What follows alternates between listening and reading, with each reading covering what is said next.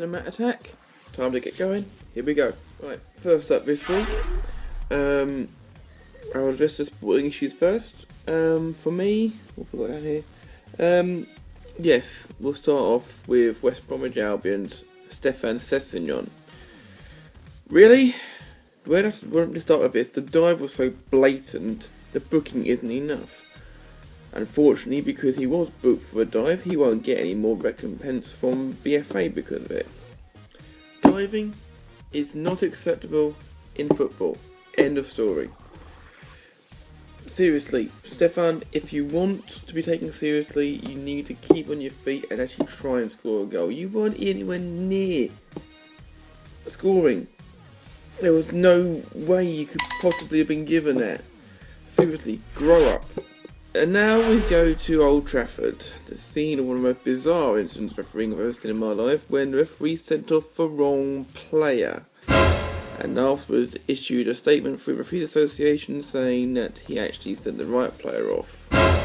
I think that when Wes Brown has his red card rescinded, and it will be rescinded, I feel, by the FA, there'll be a lot of head scratching going on at the Referees Association as to why they defended their referee so strongly.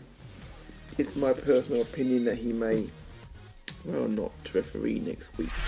Right, Sunday saw the arrival of a new League Cup champion in the form of Chelsea, brushing aside Tottenham Hotspur, when according to most predictions, most people who thought it would also go this way, especially with the bookies. But Manchester City, early that day, were brushed aside by Liverpool. 2-1 doesn't sound like a brushing aside, but seeing as how Man City had 10 shots on goal, only 1 on target, whereas Liverpool won 2-1 and dominated the midfield and the attacking areas comfortably. They made several substitutions to try and stop Liverpool, and they were unable to. I'm not being biased here when I say this. I'm going from what Gary Neville was saying. And Gary Neville is like a beetroot, thick-skinned and red all the way through.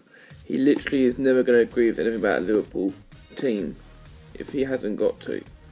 This was one of the best performances from Liverpool all season, especially seeing as how we performed on Thursday against Besiktas.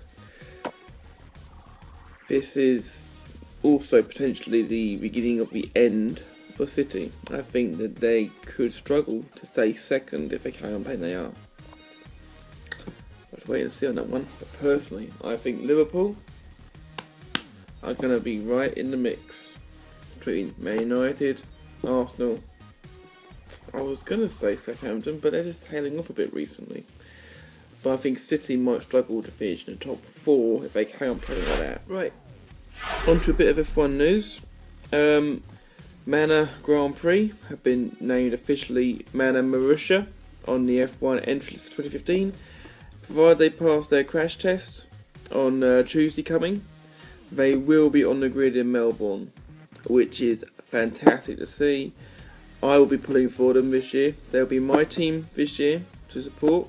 I will always support the teams that are back of the grid. I did so for years with Minardi, Toro Rosso, and then I had a soft spot for Marussia, especially after what happened with Jules Bianchi last year.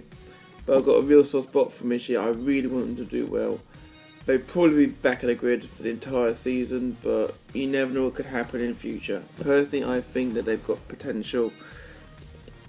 I actually want to rant about all the other teams that didn't even consider them when they actually were asked to vote.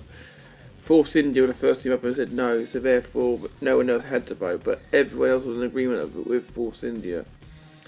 Guys, without the smaller teams, there is no competition. Okay? We may as well just hand the trophy to Mercedes already. It's between everybody else. I don't want to see a procession. I want to see action. If Marussia would make out of numbers this year, then so be it. The fact of the matter is, it's another team on the grid. And we need another team on the grid. Yes, we've got the US-based team entry next year, but come on. get behind each other, seriously. Especially seeing as McLaren and Ferrari actually part fund this team, you'd have thought by now they'd have learned that customers are needed to carry on building a good business. To end this week is a bittersweet segment. I was going to talk about Leonard Nimoy passing away, but I don't know enough about his work because I'm not a Star Trek fan. But I thought I might direct my attention to the Brit Awards. Madonna, of course, basically had an ungraceful fall, shall we say, off the top of the stairs. I'm amazed she can get more than whiplash, to be brutally honest, because she's a 56-year-old woman landing spine first after being yanked by that person. I wouldn't want to be him Wednesday morning when it all calmed down. I'm pretty sure that he and a few other people probably would have been fired for that.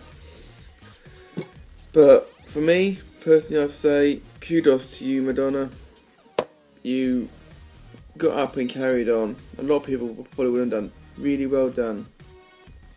I'm not your biggest fan, never have been, probably never will be. But I've got to admit, took guts, girl. Well done. One last thought for the day.